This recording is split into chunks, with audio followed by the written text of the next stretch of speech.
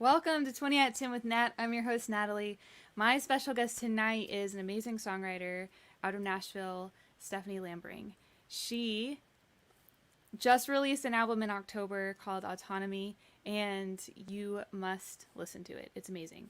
I cried twice on the first listen, and I feel like I say that all the time because it's worth saying. I don't normally just cry at an album, and I first listen, I'm like bawling. Ann Powers calls her one of Nashville's most fearless young singer-songwriters. So I'm just saying you have no excuse anymore. Now you are meeting Stephanie and you're now being introduced to her. So please welcome Stephanie Lambring. Hi. Hi. Welcome. Thank you. Let's see. Going over to the comments. Hey, Joanna. Joanna's tuning in right on time. Hi, Joanna. All right. Well, thank you so much for hanging out with me this evening and answering some questions and maybe going deep. We'll see. We'll see how it goes tonight. I think we might run the gamut of topics. I think that's what I'm sensing. I'm really excited about it. But I want to start off with a couple of like really not deep questions because I was thinking about it earlier when I was tuning my guitar. I have a specific string and a specific chord I do not like. Do you have a string you don't like? Or Yes. a chord that is your least favorite? My string is the B string. Same. Yes. Chord? Which chord? Any bar chord. I mean, and I specifically mean like pattern, chord pattern. Like finger shape, chord shape, sorry. Chord shape? Bar chords. Still, Okay. all of them. My least favorite chord is also B. So Okay. I just don't like the B's apparently. So I was just curious because I always have like a negative thought and feeling about them. And this last year I've tried to actually play the B chord more, and I'm a little more comfortable with it. I don't like to write with it either. So, anyways. I know I've learned. So I'm currently taking guitar lessons actually, just to. I mostly have played by ear, and therefore. I'm learning the Nashville number system finally after 15 years in this town. Finally learning it, but I learned that I use pretty much the same four chords. There you go. Yeah, We probably all do. Well, yeah. unless you just like to make it complicated on purpose. But some of the best songs are just very simple, and it's just very like you can't. The beauty of a simple song also, anyways. No, I'm with you. And I think my preference, it's really easy for me to get into like linear music. You know, like I that's just how my brain works, my ears work, however all of that works. I tend to like simpler, catchy stuff sonically. I don't know. I mean, I think that's what makes... Well, okay, so what is a good song? Like, melody is what brings people in, right? I mean, that's the first thing you hear, maybe before you realize what's being said. I guess it depends on the song, too, but... And I personally really enjoy lyrics as well. Like, and that's one of the things I loved about your album. I, like, wrote down a few lyrics that have stayed with me. So if I don't know, maybe I'll ask you about them, but so I was reading your bio earlier, and a couple of things stood out to me that were really interesting.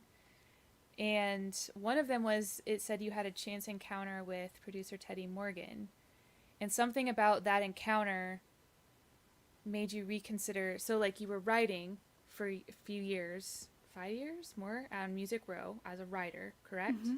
Yes. And then you kind of, stop me if I'm wrong, you weren't writing for yourself anymore. And so you departed for a few years. Yes. Yeah, I wrote as a staff songwriter for 2 different publishing companies from 2010 to 2015. And it went from, I got signed because they liked how I wrote for myself, but then it shifted to basically writing for other people. And after a certain point, that just, there were so many good things about it. At the same time, I got further and further away from writing for myself, by myself, and it kind of became soul sucking. That's fair. To a certain extent. Yeah. So anyway, I left that and then didn't write songs for a little while. Okay. And then what was this encounter with Teddy? Like what happened? So I met Teddy. Yeah. Well, I mean, I met Teddy after I left my second publishing deal. It was about a year before I wrote anything again, and then slowly I was writing more regularly after that. So I met Teddy about 3 years after I'd left my publishing deal, and I had at that point a collection of songs that felt like me, felt authentic to me. And I was playing this writers round at the Listening Room in Nashville, which is a great venue to see all kinds of writers, established, up and coming, somewhere in between. It was the first show where I didn't craft a set list, if that makes sense. It wasn't like I was saying, oh, this song, people seem to like this, so I'm going to play this, and then I'll play this one. This one might be heavy, but then I'm going to play something that's a little bit lighter. I didn't do that. I just played the songs I had written that I loved. And before that, having collected a few songs and thinking, well, I might want to try this artist thing again. I kept saying to my friends, like, I'd love to just meet my family. Like, I'd love to just play a show and have someone there that gets it. And it happened, like he came up to me afterwards, said he produced music and he loved what I did. And I played songs that were authentic to me, and he got my number from a friend, and the rest is history. We made a whole album together. That's amazing. Yeah. Put it out in the universe, and then the universe just gave me what I asked for. It's a really, really beautiful album. I've already said it. I hope everyone will go and listen to it if you haven't already. Also, hi, Corey and Tom. Corey and Tom are joining us. If you're tuning in tonight, tell us where you're tuning in from. Drop it in the comments. We can see your comments. And if you have questions, I might ask them for you. We'll see how much we have time for. We got a lot of, I think, fun things planned. So then you took a break. Sounds like it was needed for your soul. And then somebody found out you hadn't written for a year and was like, all right, well, dare you to write a song in 2 weeks or something. Challenge you to write a song in 2 weeks. And you wrote Daddy's Disappointment, is that right? Yes, that's correct. The first track. So what was it like? One question I had is like, writing all of those songs over 5 years and then having a year where you wrote nothing. What was going through your head? Like, if anyone asked you about it, or if you thought about it, did it cross your mind at all? Like, did it affect your identity at all? Like, as a songwriter, like, what did you think about that year? Like, is it that you couldn't write a song, or you just didn't want to? And then, like, so that's question one. We'll start there, and then I'll ask the other question. Wow. Okay, so the question, is it that I couldn't write a song, or is it that I didn't want to? It's like, what was going through your head? Like, how did that year make you feel about yourself as a songwriter? Ooh, that year was hard and wonderful. A lot of it. So when I left my deal, I felt relief and grief, and I felt like a failure. I was like, I have this job that's hard to get. Like, I'm getting paid to write songs for a living, and I just am not loving it. So, leaving it was terrifying. And I think a lot of the first year after leaving, it was like this cycle of relief, freedom, traveling, existential crisis mode, like it was a lot of good things. Then what am I doing with my life? Am I wasting my talents? will I ever write a good song again? Have I already done everything that I can possibly do? It was that over and over with, and I felt like I had I had zero desire to write, and probably also felt like I couldn't write. Yikes. Yeah. And then when someone challenged you to write a song and you did, and you wrote Daddy's Disappointment, like, what was then going through your head? Like, when you were writing and finishing this song, what was happening? That was the shift. That was the start of the shift because, the man that challenged me to write a song, he's an amazing human, amazing songwriter. His name is Tom Douglas. And he came into the restaurant all the time. I started waiting tables in this time period, and he took an interest in me. We actually had written together once before in my publishing deal life, and he always checked in on me. But so when I started writing that song, that really was a shift because it's like he gave me the assignment. I really do well with a challenge every now and then. Okay. Yeah. And I think I was just ready, like he had that balance of, it was like a little bit of pressure, but also confidence in me. It just worked for me where I was at that time. It was like, he said, anybody can write a song in 2 weeks. When you write something you love, send it to me. And it was like my soul knew what I needed to write to be able to write again. And I went home and started on it and finished it in 2 weeks and loved it. And awesome. That was truly like the start of rebuilding my confidence in myself as a writer again. Yeah. I can't listen to your album too much because I resonate with I hope that's a compliment though, because especially that song too, like wrestling through, and I don't have it memorized. Like I couldn't let myself listen to it more just because I resonated. I was like, oh, I can't think about this. But the idea of and now I'm like questioning if I even know the lyrics well enough to make a comment about it, but like what I absorbed from it was, and how it applied to me is questioning, like for so long I wanted to please the people around me and the people I grew up with, people in my family, my parents.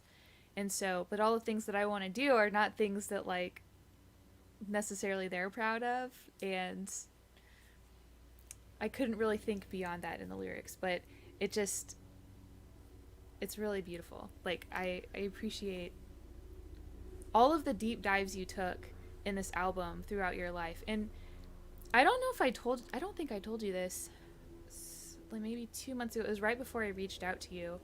I was chatting with Jamie Harris. Do you know Jamie Harris? Online. We have not met in person, but we follow each other on Instagram, so I know her in that realm, but yeah. She and I were chatting about music and like what we want to do next and just swapping stories and tips. And I told her one of the things I've been focusing on this last year in my writing is diving back into who I was, where I've come from, who I was 5 years ago even, and to write the parts of my story that I always thought didn't matter or people didn't care about, and to give voice to those parts too, and to explore growing up in church and some of the stuff that happens, some of the things, the messed up things you end up believing, how it affects you. And she said, have you heard Stephanie Lambring? Have you heard? And so she recommended your album, and I went and immediately listened that day and was crying. And I think I probably cry messaged you on Instagram. I'm like, she's gonna think I'm a total weirdo. I'm honored. Yeah, so that's how that happened. How I found you is through Jamie. And I was like blown away at how beautiful this album is, how raw and honest and real it is. Ian said best album of 2020. Ian, thank you, Ian. Ian and I, yeah, we used to work together. He's amazing. Thank you, Ian.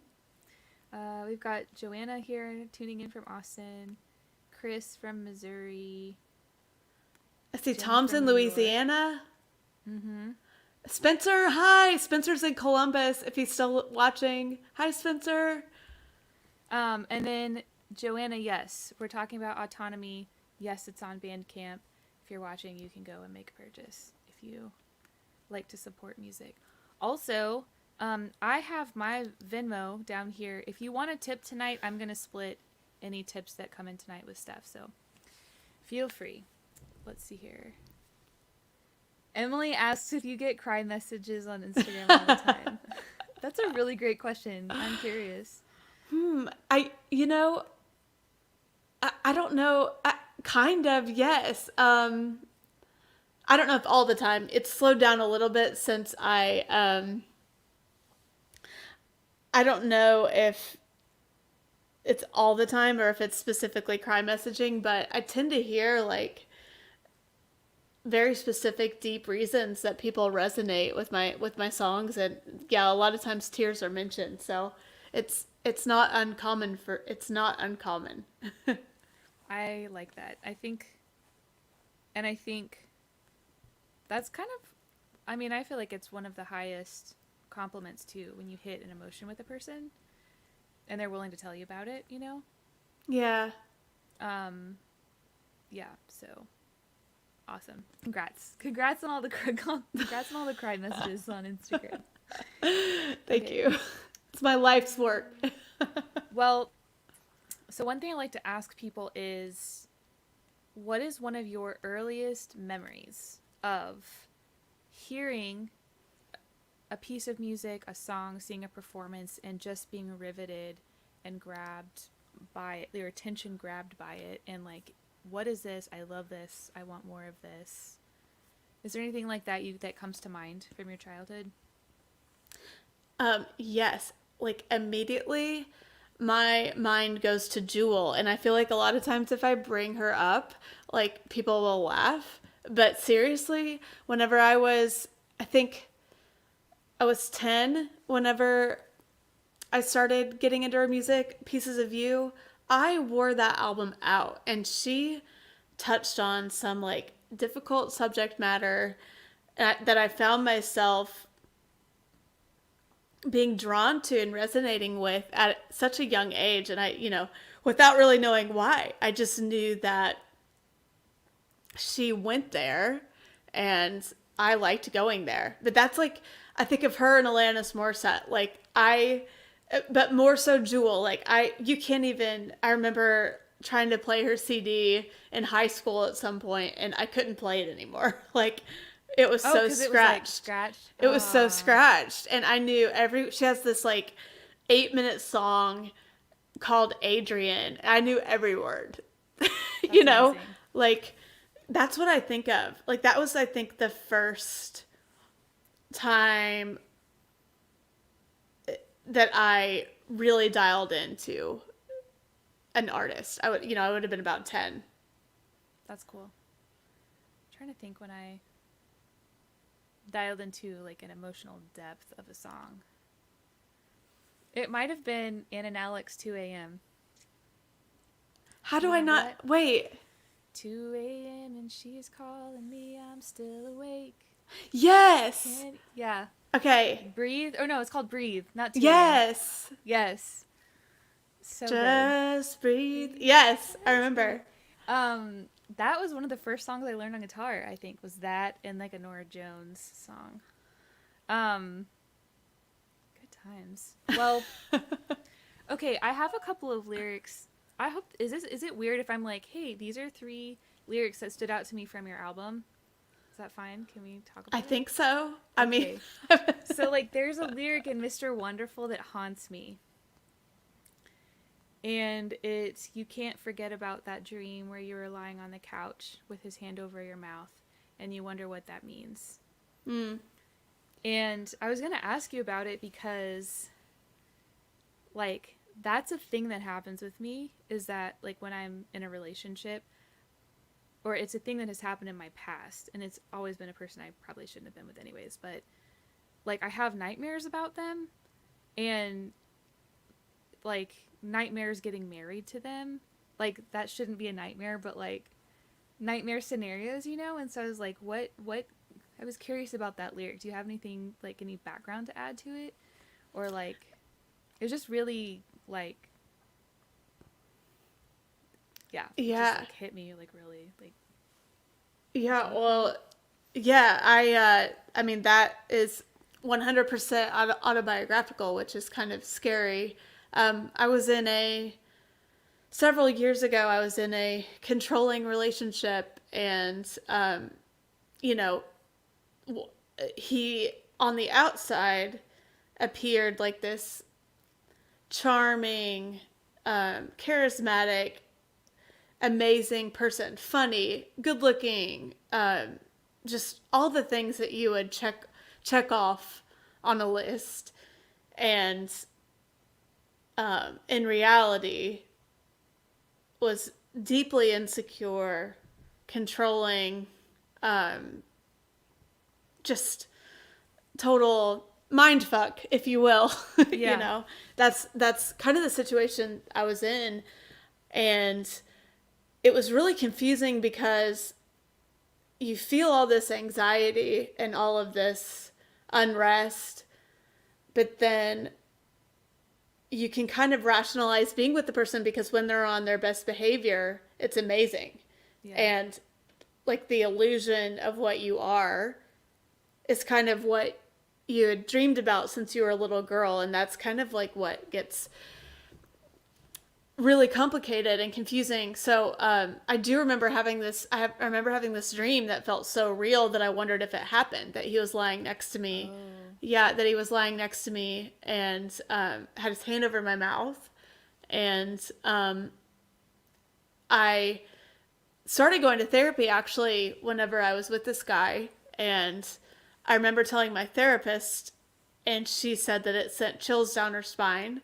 Because at this point, like, I'd been to therapy, I kind of figured out like my shit that I brought to the relationship, which I definitely have. Definitely have some of that. And at this point, yeah. And I think at this point, I'd realized I'd done everything on my end to like, or not everything, but you know what I mean. Like Right. You've done the work. I had done a lot of work on my end, and I had realized it wasn't going to work out. So then I had to figure out how to get out. And I had this dream during that phase, but it was like weird because you know you need to get out, but you can't yet. And I always thought I was one of those girls. I always thought I would never be one of those girls. And then I was. And I realized, yeah, this can happen to anybody. Not that I think I had this false sense of, oh, I'm like some kind of knowledge or something, but like I totally understand how somebody can get trapped in the dynamic. So yeah, that's where that came from. It was from my real life. It made me think it almost that it must have, because it was so, it's chilling. So there was a lyric in, I was like, I'm gonna sip some wine right now. Please do it. I'm sipping on Native Texan. I'm not endorsing them necessarily. I mean, I guess I don't know. So is it what kind of beer is it? Is it an IPA? Well, it's a Pilsner. It is a little bit bitter though. It's like a little extra that I'm not used to in a Pilsner, but I'm trying it out just because I've never had it before. It's from Independence Brewing. It's a nice little treat tonight. Okay, so Pretty. This is the one I think I heard first on your album that made me cry. And I don't really know. I still don't know what all like emotionally it touches in me, but it's still like, especially if I'm sitting and really like listening and taking it in, I still cry whenever I hear it. And it's not necessarily, I'm not necessarily asking for more detail. I'm just more like applauding you for your amazing songwriting. There wasn't one damn calorie I didn't know. I stuck fingers down my throat to fit into my skinny coat, and we all pretended not to notice the water running. And I didn't catch the water running on the first listen, but it just, like, kind of, the whole song just stopped me in my tracks. Like, as if I didn't, I mean, I already knew going into it, like, Daddy's Disappointment's right there off at the beginning. Like, I already knew this was going to be a different album. And then this song just stopped me in my tracks. So just the way that you wrote and phrased everything is really beautiful. Thank you. Yeah. Thank you. And the last one, this is more lighthearted, I feel like, is from Fine. I couldn't remember which one it was. I was looking it up before the show, and it's, if I never get married, is something wrong with me? And if I never have children, will I have been all I can be? If all I do is put words on paper, will I leave a legacy? And I feel like that's a questions that I have asked myself, you know? And that's why it stood out to me, because I mean, we all make decisions that we make, you know? And I don't know, I'm currently an unmarried woman in Austin. So it's like, it used to be the only thing I wanted, is to be married, to be a mom with kids, to live that life. And I've sort of chosen a different path, feels like, it seems like. And so it was just kind of a relief that other people are thinking about and asking the same questions. I'm glad, because, like, as the person that wrote that song, and since releasing it, I've heard so many other people felt similarly. And part of the reason I wrote that song was because I felt like the only one, you know? I grew up just expecting that would be the path that I would have, because that's what you do. And somewhere on a gut level, that just didn't feel like me. And then it gave me a lot of anxiety. Although, like, I kind of like to be different and, you know, unique and do my own thing, I still have the anxious part of me that's like, oh no, but you have to do this, like, that wants the black and white. Yeah. So that song is a conversation kind of between those two parts of me. Like, for my spirit, that's freer, and then my mind that's more black and white. Yeah. It's been really healing to put it out there, really. And I feel more myself than ever, and more confident in being like, yeah, I don't know if, like, it's not for everybody. Marriage is great. I just don't know if it's for me. Having kids is great. It's not for me, you know? Yeah. It's becoming kind of like how I view college these days, which is, it's not for everybody.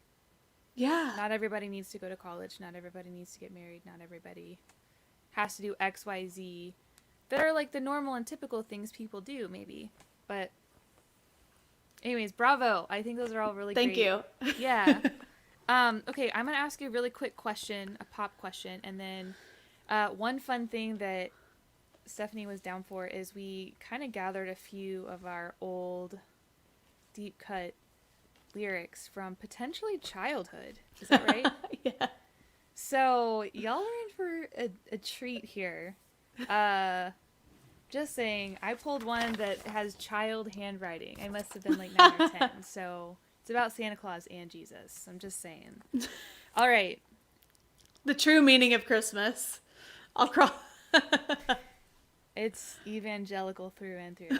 All right. Have you ever taken boudoir photos? Oh, no. I have not either. I will make myself answer one now. Have I ever done telemarketing or phone banking? The first thing that comes to mind is I did, like, phone calling, but it was for, like, disaster relief after a tornado in Oklahoma. And we just had, like, a list of people to call through and be like, are you okay? Do you need stuff? Da-da-da-da. Like, I've done the phone calling thing, but not selling stuff, I guess. Yeah, I haven't either.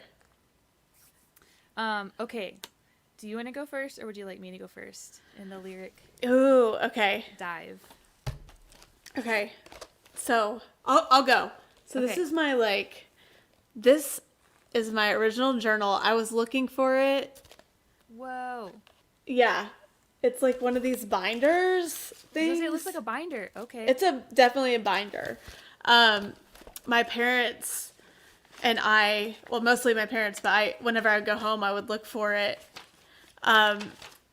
We finally found it because it had, like, for my song Pretty, it has like the journal entry where I talk about like the first verse.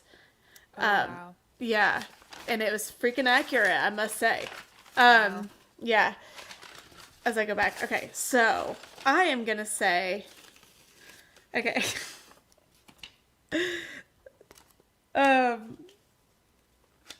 So I was like really obsessed with Hanson whenever I was 10 and 11. Right. Oh yeah, like probably obsessed with them to an unhealthy extent. I think we all had an unhealthy obsession with somebody. With somebody. At some point, or multiple somebodies. Yeah, for sure. Like, I've definitely repeated this pattern in my life, but the first band that this happened with was Hanson. So, here we go. This was October 13th from 1997, so I would have been 11. Here we go. I know I'll never see you, probably never meet you, though still you live in my heart, and that's enough to me. Though the world spins and life goes on, your place in my heart will never be gone. Clouds fly and sun breaks through, but even in good times, I'll always miss you. Life in me has ups and downs. Seeing you would be profound. You'll never read this, even when cows moo. And I had a question mark above that.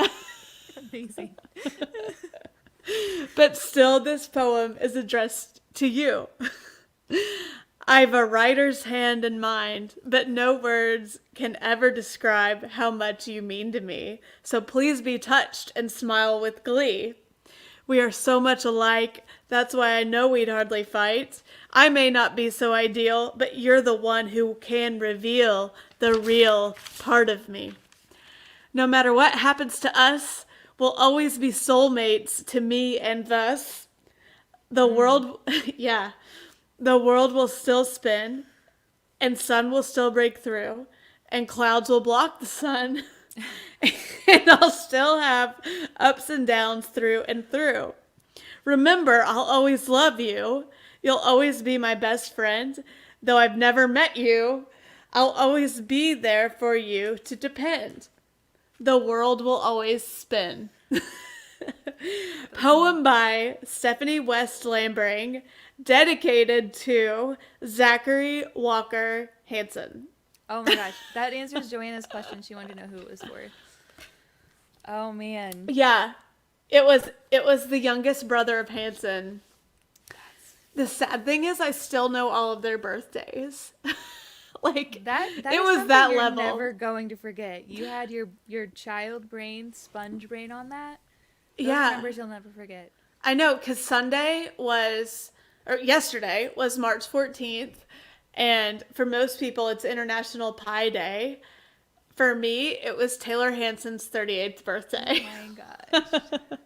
I have to do the math now, but Yeah. at least we're there. At least we're at that point. But yeah.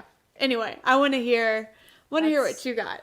Truly amazing. All Yeah. right, well I pulled one from my childhood.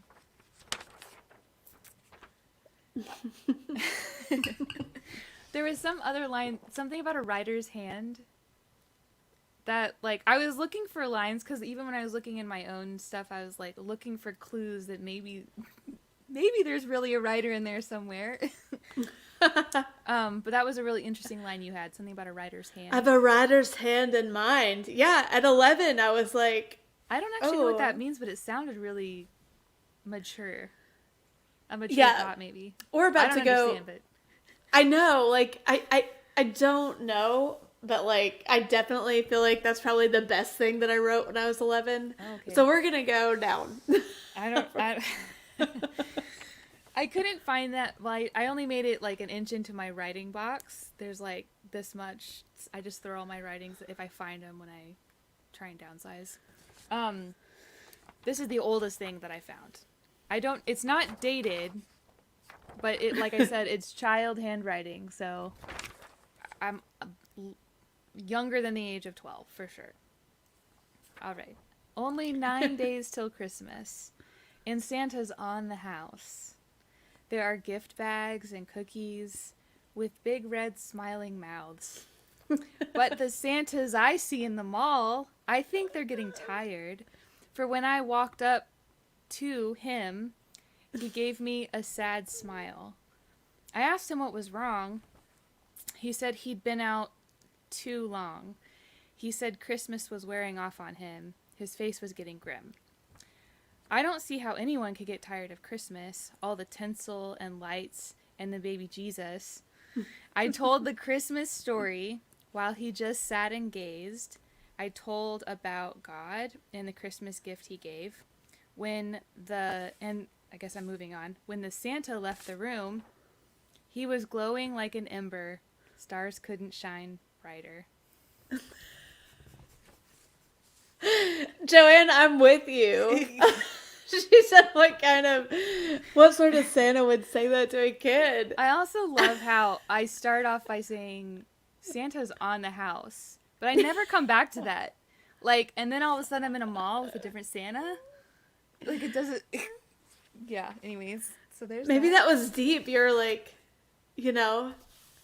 I don't even know. Exactly, Emily. I converted Santa. Yeah. Yep, that happened. Oh no. Normally I could make a little comment show. Are you there? I can see it. Okay. Everything on my screen froze, so hopefully. Can you still hear me? Yeah, it was breaking up a little bit, but. Okay, let's hope AT&T pulls through tonight.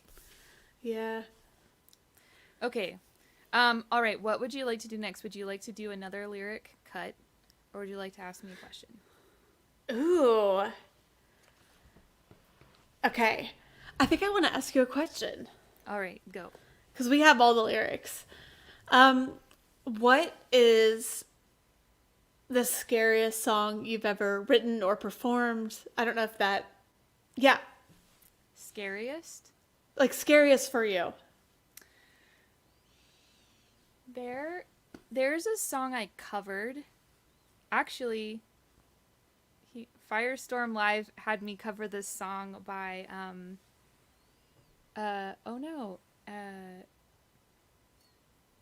Amy, what's her name? David, who was it?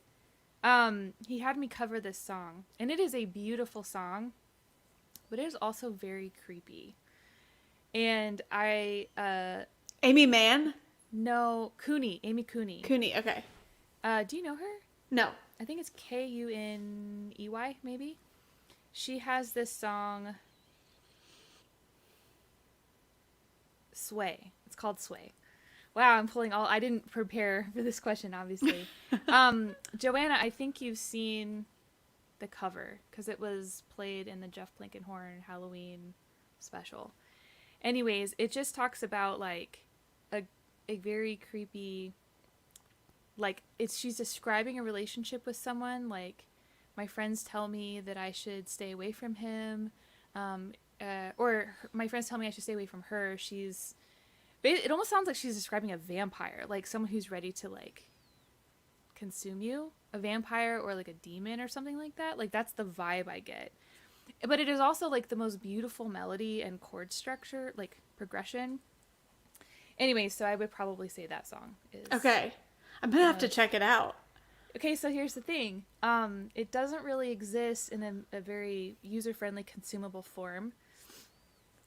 So I can send you, if you would like, the cover I did. The whole point of me covering it was he couldn't find a good, consumable quality, because she hasn't released it as a song. Oh. There's just, a random, phone recording from 12 years ago on YouTube. And it's, not great. So... Okay. No, please do send that to me. I'm very interested. I gotta make a note to myself. All right. Any other question? This might seem like a 180, but I don't know. I'm super into traveling. I feel it's like we're on a date. I'm super into traveling. I'm into traveling. But is there, as someone that loves traveling, is there a favorite place you've ever been? Probably Turkey, Oh, and specifically the Cappadocia region. I stayed in a little town called Avanos, and it's kind of like, if you look at a map of Turkey, it's like kind of under the TU, and it's in a region where there were a bunch of like huge, like conic shaped rocks, and like some of the very first monasteries ever in existence were like carved out of the rocks, and people like lived up in those rocks. And they have hot air balloons that go out every morning over the landscape, and there's like everybody has like is it a trellis with like grapevines, and there's like grapes hanging at like head level. You're like wow. walking. It's just like beautiful. What And, brought yeah. what brought you to Turkey? I went with a church group, actually. Okay. Yeah. So I just didn't know what to expect. It was a lot of my international traveling has been with church groups. And it was just, the people that we met were the most, and when I say beautiful, I mean kind, hospitable, welcoming, just generally beautiful people that we met in Turkey. We were also around in Istanbul, and I found that just going to another country where you don't speak the language is really helpful to understand your own smallness in the grand scheme of the world, and that my way of life, my way of living, my country, it's not the end all be all. It's not the right way. It's a way. The way that we cook our food, the way that we dress, the words we use, it's a way. It's not the only way. So yeah, I highly recommend it. It's a beautiful land, beautiful people.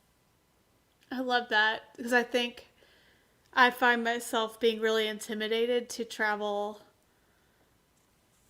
to countries where I have to learn a little bit more of the language. Part of that is just like feeling uncomfortable with learning phrases. I think it's like the perfectionist in me. A lot of it, like not knowing exactly how to do things. So, but that I love that that it reminds you of like. I think that would be a good reminder for all of us, really. Yeah. Also, so I've been a couple different times, and I learned some phrases through Duolingo. Have you ever used that to learn? No. It's actually pretty helpful to learn some common like phrases to help you get around.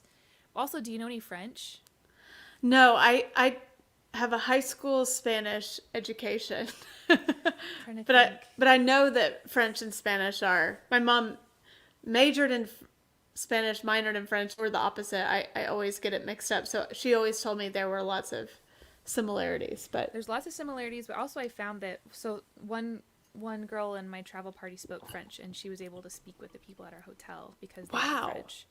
And Turkish is really an interesting language. It's kind of a beautiful language. It's almost a mix of French and German. French and German had a baby, and it's Turkish. Wow. And so there's like the like French pronunciations, but then there's some like kind of guttural consonant pronunciations too. So it's a really interesting combination. I don't know. It was a lot of fun, so I recommend it. You can like play around with learning any language in Duolingo. Okay, I'm gonna write that down. I'll send it to you in our private chat. Okay. Duolingo. Okay, sounds good. Yes, I'm gonna look that up. Cool. Oh, right now. Of private chat, I have some links for Stephanie, so that y'all can all find her website, her music, her Instagram, and please take full advantage of that. Follow her where you can. Yeah. Okay. Do you want to do more lyrics? Yeah. Do you want to go first? You want me to? I don't know. Okay. You go first this time. Okay, do you want that last one was a little bit religious. I pulled a couple aside that for a hot minute I thought I was going to write like Christian poetry and like Christian music. But then I have several others that they're all over 10 years old. Okay. Okay, I'll just choose this one. Okay. Because I think the song I'm going to sing at the end, I realized when I was picking these out, it's all like handwritten. Do you remember the gel pens where you could write on black paper? Yes. Definitely from that era. Yes. Like 2006. I think I have recently rewritten this song. Like the same thing that it's saying, I have just written into another song. Only way more mature. So I think I'm going to play it at the end. So that would be like, I'll redo like Ooh. the 2006 version of the same idea. Okay. Apparently the song title is 3:45. I would title it differently if I were writing today. Since we talked, I cannot sleep. My mind is full of you and me. I think I feel better now that it's said. I wish I could sleep, but I've just been tossing in bed. 12:45 in the morning. Still no sleep in sight. Staring through the dark across my room. All I can do is think of you. I was surprised when you called me. I thought surely it was over long before. I was worried. I thought you'd be angry, but I guess not since we talked 80 minutes more. Specific details. 3:45 in the morning. Still no sleep coming my way. Staring through the darkness of my room, all I can do is think of you. Oh, that's the chorus. Got it. Okay. You crowd my thoughts. You're on my mind. You're in my heart almost all the time. When I'm conscious, I think of you, and when I sleep, I dream of you. Wow. All right. I can't wait to hear like the like more fully adult like version of that. Yeah. Yeah. Oh gosh, but I relate so much to those emotions, you know. Have you seen Normal People? No. It's on Hulu. Man, does it make you feel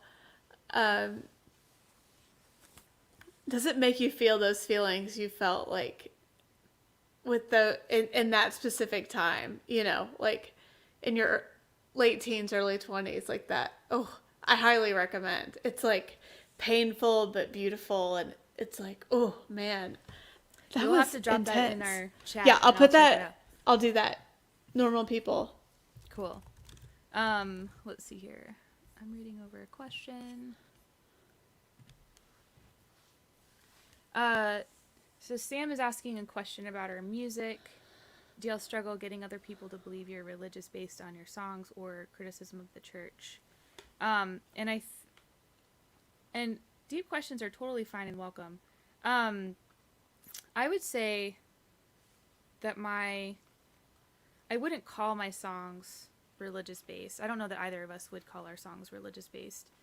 And I think, well, you've dived in with this album. I'm just kind of diving in when it comes to criticism or like vocalizing issues that cropped up growing up in church. But I don't know that I would say that. I think the struggle for me has actually been in believing that it's okay to talk about. I don't know about you, but I felt like for a long time either I'm not supposed to talk about it or it doesn't matter. Like the thing, and also thinking I was maybe the only one who experienced what I experienced, or like recognized the things I recognized. So that would be my main struggle. Sam, hope that answers your question. Yeah. I definitely have felt the same way as Natalie.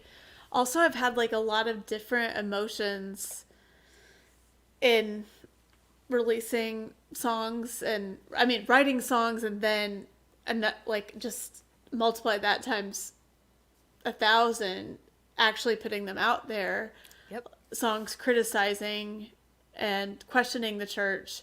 And I've had like all sorts of different thoughts about it. Like, you know, for a while I wondered, for a while I wondered, am I going to have to like say, well, I'm a Christian, but these are the questions that I have, or like, am I going to have to, even if I'm not exactly sure what you could label me as, like, am I going to have to if once I release this, like, am I going to have to become a Christian again if I haven't become a Christian? And like that caused anxiety. I don't know if that makes sense to you, but like, I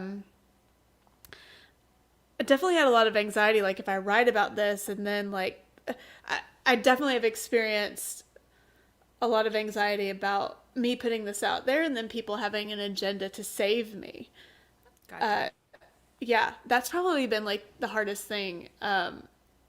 People see like seeing what I'm putting out there and then wanting to tell me, but we're not all like that, and like God loves you, God wants to know you, God, you know, all of this, everything that may be true,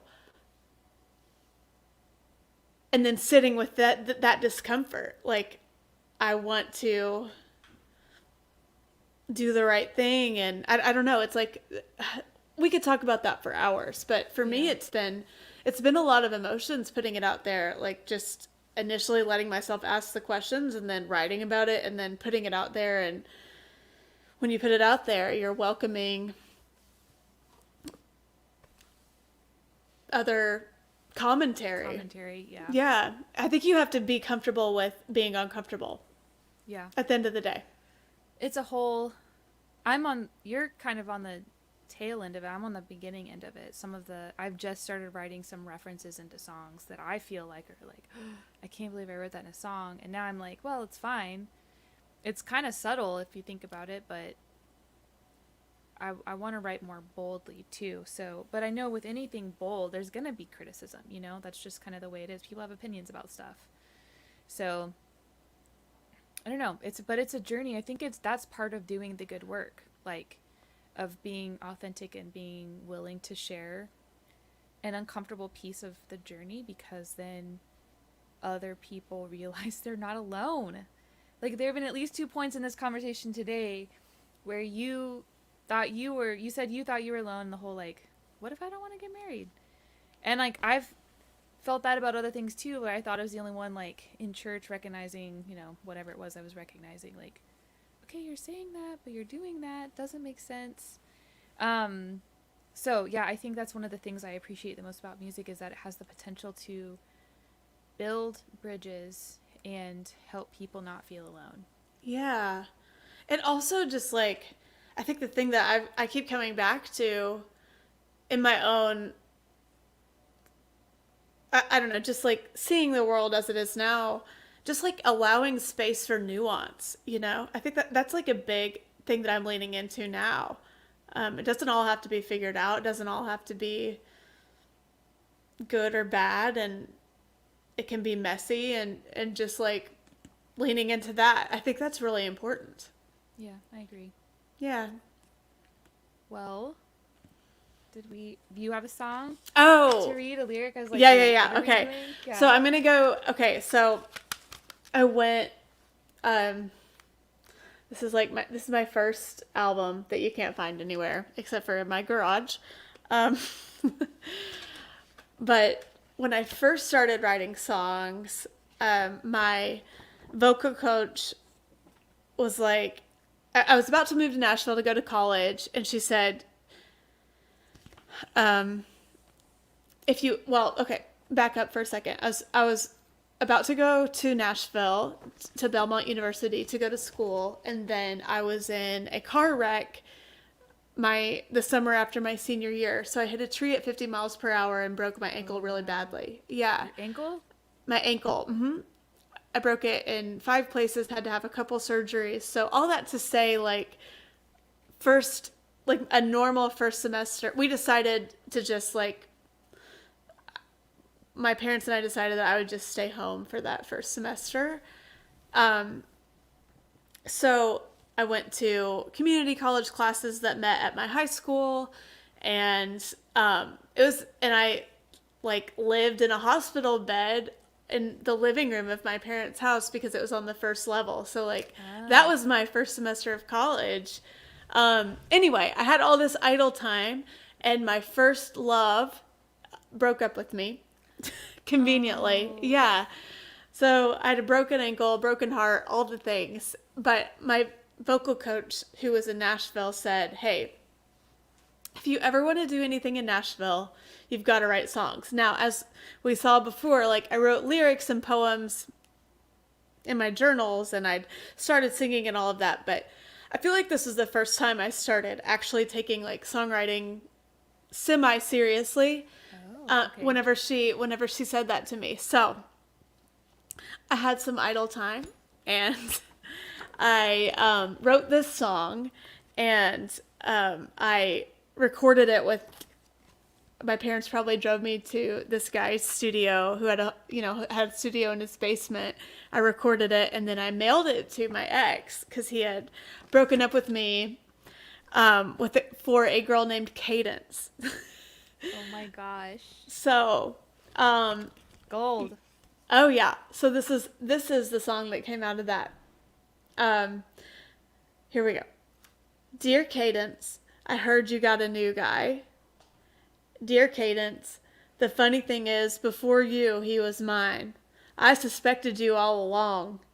Now he's dancing to your song. The chorus goes like this. Does his heart beat to the rhythm of your name? Are his precious words to you the same as they were to me? Dear Cadence, here's my cadence.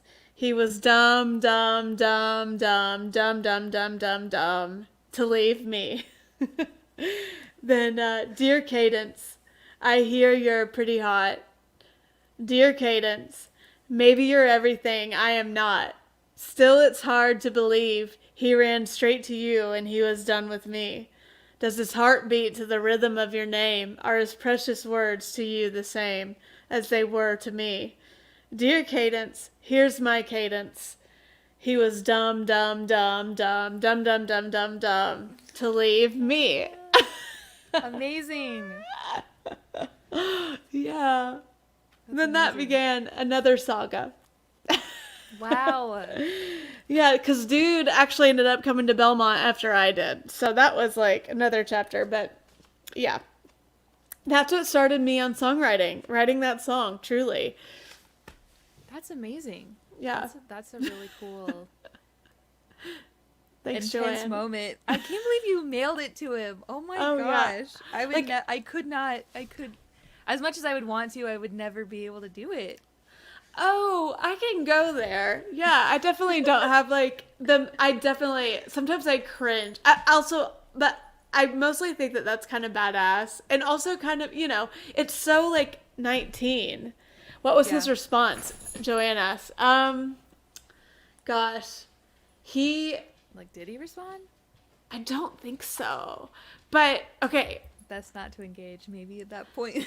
yeah, he had more self-control in that regard than I did. I don't think he responded, or like maybe I pressed him for a response and he just like, I'm sure it drove me nuts. But so we met, it's another, yeah, you're right. No response. But yeah, I think here's interesting, like tied in a bow moment. We met at a talent show back when Colgate Country Showdown was a thing. I used to sing in that. I think I sang in that for like 3 or 4 years. We met at that, then became a couple, and then we broke up. So then a year after, we broke up within the first year of us dating, and so the next Colgate Country Showdown where we performed together. Again, he was with Cadence and I was single. I sang that song there, and she had never heard it. So I got to sing it to the two of them. How was that? How did that feel? Wild. I think when I think of it now, I think it was pretty empowering, actually. At the time. Now I'm like, we were so young, of course, usually it doesn't work out. Like, I don't feel bitterness, but at that point I was so hurt, and it felt so like empowering for me to sing that to them at the time. Now I'm just kind of like, okay, that was cool that I had the guts to do that. Also, like, relationships at that age usually don't work out. That's funny. Yeah. Gosh. Yeah, that was bold. Bold move, for sure. Yeah. I'm just trying to keep that up in different ways. Yeah. I've been so shy most of my life. I never would have been able to do that. Like, to even sing out has happened within the last 10 years. Really? Like, Yeah. Or like all through high school couldn't do it. I don't know. I always would try out, audition for all the parts because I wanted to like do it and do that and be bold, and I just never. I was too shy. Like, and I sang shy too. So I've only started to kind of find and like sing into my voice in the last probably 3 to 4 years. Yeah. Yeah. So. Well, you're doing it now, It's true. Yeah, and you're doing this show, which like would be way outside my comfort zone, That's like, true. Yeah. This show has been really fun to do, and it's been really. I think it's also helped me to be a little better at just kind of carrying a conversation or starting one or like going to an interesting place or I don't know, just laughing with people. Yeah. Being okay with there being some kind of like silences because everyone tuning in is here like online, so we can't hear voices. Like we're just seeing words. But so we're like right at an hour. I'd love for everyone to hear your song, and then we'll at least we usually close the show with music. If you want to, we can do more lyrics after, or if people want to hear more lyrics, we can do more after. But let's get to music and hear your song. Yeah. And then do you want to have the full screen, or do you want me to hang out with you here on the screen? I mean, whatever you think. I don't really have a preference. So whatever is your preference. I'm going to let you fill the screen. Okay. Sounds good. I'll be back in a minute. Okay. Oh, now I see my face up close. Hello, face. So I'm going to sing this song called Old Folks Home that it's kind of been weighing on my mind more as of late, just with people kind of being with the pandemic and everything. I mean, I wrote this before the pandemic, wrote and recorded it, but gosh, it's become more relevant, and just kind of thinking how people might be feeling alone.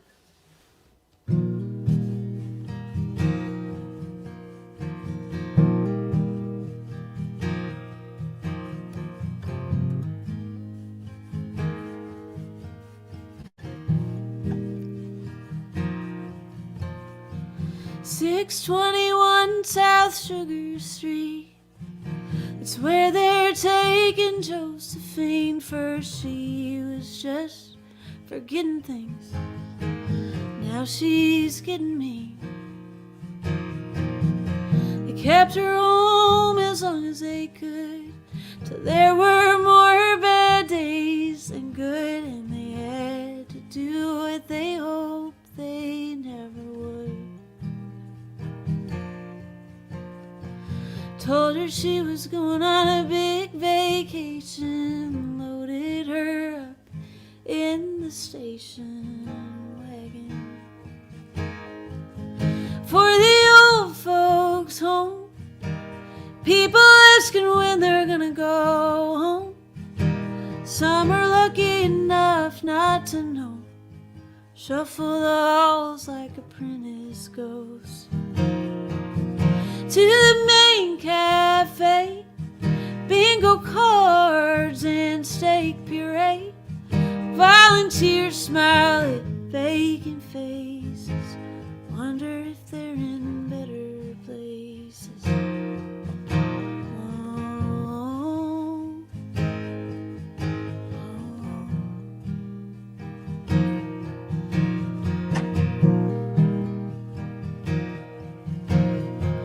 Benny still has his mind, but they still talk to him like he's 5, loud and slow and high-pitched, like they're stuck on autopilot.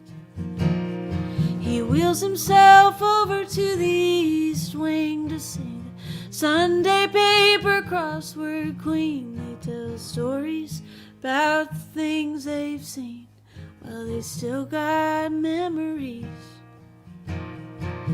Everything is a little less worse when someone sees you like a person. At the old folks' home, people asking when they're gonna go home. Some are lucky enough not to know. Shuffle the halls like apprentice goes. Past the sad gift shop, where good granddaughters buy their afterthoughts. Pink flower cards signed love you lots. For a moment you don't feel forgot. Oh,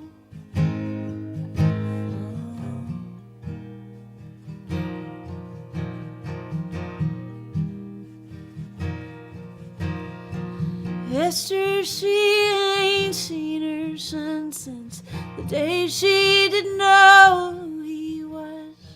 He left her with a check and a hug and hope that it was love. Months creep by with no phone call. She just rocks her baby doll, stares at squares of strangers taped to the wall, humming an old country song. Nurses tuck her in, tell her they love her, but you can't fix a grieving mother. At the old folks' home, people asking when they're gonna go home. They stop asking when they just know. Shuffle the halls like apprentice goes. Locked up in God's waiting room. No such thing as gone too soon. The body's tired and the mind is too. You wonder when he's gonna come for you. Take you home. Take you home. Take you home. Take you home.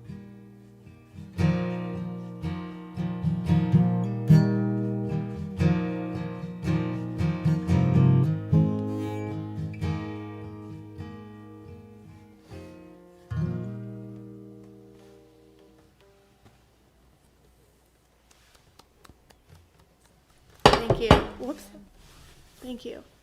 Yeah, and I think got some good comments rolling in. Also, someone thinks you're gonna give Jason Isbell a run for his money. So I mean, dang.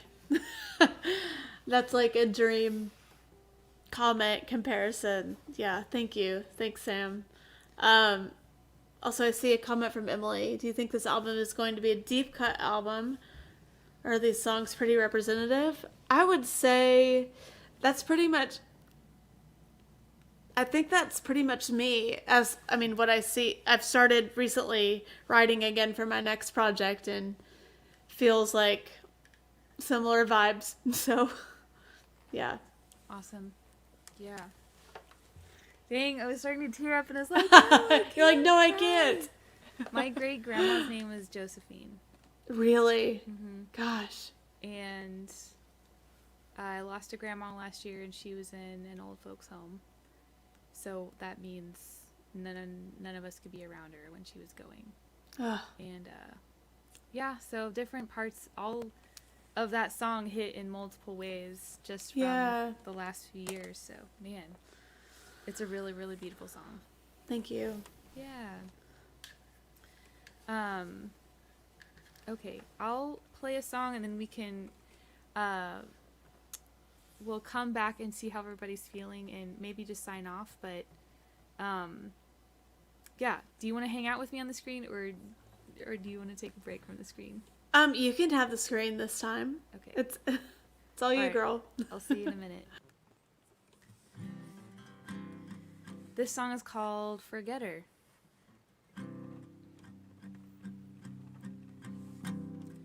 Tried erasing your name, took it out of my phone. Such a confusing game, or a terrible joke. I can't remember my PIN on my service account, but your 10 digits are in my head now. It's strange to know that a year ago my heart was broken, and somehow better. It's not fair, all the space you still take in my brain. What I'd give to be a forgetter.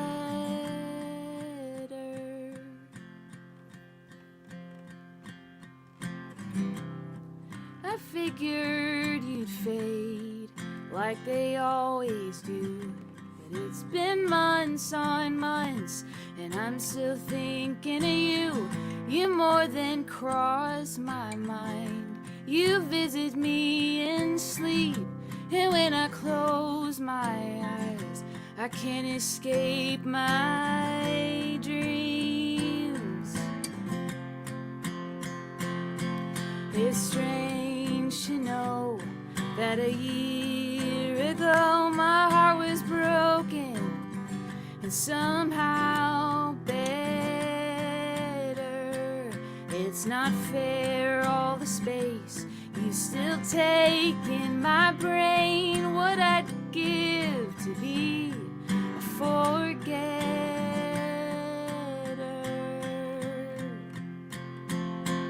And I hate that I care what you think of me.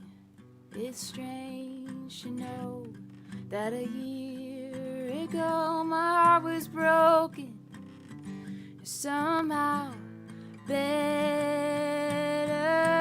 It's not fair, all the space you still take in my brain.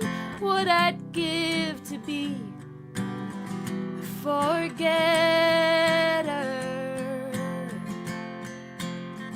A forgetter.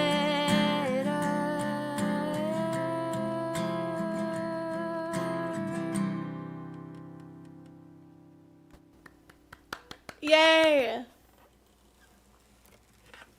I love it. I love your voice. Thank you.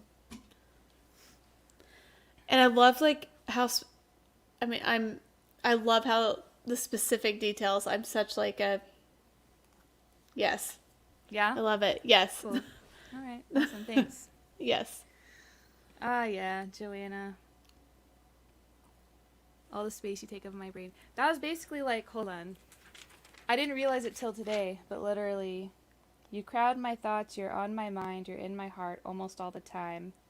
When I'm conscious, I think of you, and when I sleep, I dream of you. It's kind of like this repeating theme in my life, but this song today was way better, I feel like. So I mean, it definitely it's different. I feel like you've Matured. matured. Yeah, I think so. But isn't that funny? Like I have a group of singer-songwriter friends who like are kind of our guiding light is to although we're probably pretty buzzed whenever we talk about this, but we're like, what would 16-year-old me want to write? Yeah. You know? Yeah. And I really think that that's a good place to kind of go back to, because at that point you're less Reserved? Like well, maybe less reserved, less inhibited, less like you're just feeling all the feelings, and also like you're writing because you love to write. And maybe I think more of this because I spent time writing on Music Row, but like you are writing what you want to write just because you want to write it you're writing without an agenda really. So a lot of times we'd say, well, what would 16-year-old me want to say? Yeah. but like with a little bit more wisdom. That's a thing. I had a guest on the show. She didn't say this on the show, but when I met her, she said this to me in the hallway because she talks about how to make super fans. And I was like, yeah, I definitely feel like I'm still trying to figure that out. And she said something that was really poignant. She said, oftentimes your super fan is the person you were 5 years ago. And I was like, oh, that takes a whole lot of pressure off. Like, I just write to the person I was 5 years ago. I know who that girl was. I know how to write to her, you know? Wow. And so I met that woman a year ago in January. And so that all last year, that's what I've been writing with that in the back of my mind of like, who was I 5 years ago, you know? So I wrote my, toxic church boy relationship song and like all these other things what was I doing 5 years ago? Like, that's what I was doing. So yeah, I love that. yeah. Well, I think it's probably a good time to wrap up the evening. I really appreciate you hanging out with me and chatting and doing a deep dive into some lyrics and talking about your album. And I'm so excited for you. Like, it's a really incredible piece of work, and I hope you're really proud because it's really great. Like, it's an amazing piece of work. So kudos to you for writing it and putting it out there. Thank you. It's been so fun just hanging out with you and diving deep, laughing, just doing all the things. Yeah. Yeah. Thank you, everyone, also for tuning in. Joanna's going to go listen to Autonomy now. Yay. Thanks, yeah, thank you to Corey everybody. Jim, Emily, for hanging out. David was here for a minute. Sydney Wright was here, too. Thank y'all all so much. And I'll drop your links one more time in the chats. And then if anybody wants to tip, you can send it to my Venmo, and I will split anything tonight with Stephanie. So, y'all have a really good night and a great week, and hang in there because the after times are coming. Like, we've been in pandemic times for a long time, but the after times are coming. So hang in there. Yes. Thank you all for joining us. Yeah. Have a good one. Bye, everyone. Okay, bye.